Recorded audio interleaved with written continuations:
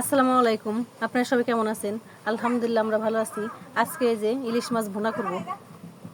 দেখেন কত সুন্দর ইলিশ। ইলিশ মাছ ভুনা করব, আমাদের সাথে থাকুন। কড়াইতে তেল দেওয়া হয়ে গেছে, আর দিয়ে দিব যে পেঁয়াজ আর কাঁচামরিচ। পেঁয়াজ দিয়ে ভুনা করব। পেঁয়াজটা একবারে বাদামি কালার করে নেব। এর মধ্যে ধনিয়া ফাঁকিটাও দিয়ে দিলাম। দেখেন উপরে তেল উঠে গেছে মশলাটার। এখন দিয়ে দেবো ইলিশ মাছ, পদ্মার ইলিশ একবারে। এই জিনিসটা দিয়ে আমি একটু ভালো মতো আগে নেড়ে নেবো, যাতে লবণটা ভালো মতো দিয়েছে এর মধ্যে, মাছটার মধ্যে। আপনারা আগে থেকে লবণটা মাছের মধ্যে দিয়ে রাখতে পারেন, আর যদি না দিয়ে রাখেন তাহলে এভাবে দিয়ে একটু কষাই নেবেন, মশলাটা ঢুকে যাবে। এর মধ্যে মাছের মধ্যে একটু পানি দেওয়া হয়ে গেছে।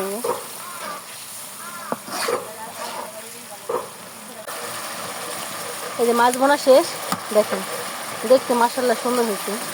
আর উপর দিয়ে দিলাম এই যে জিরার গুঁড়া, ভাজা জিরার গুঁড়া দিলাম।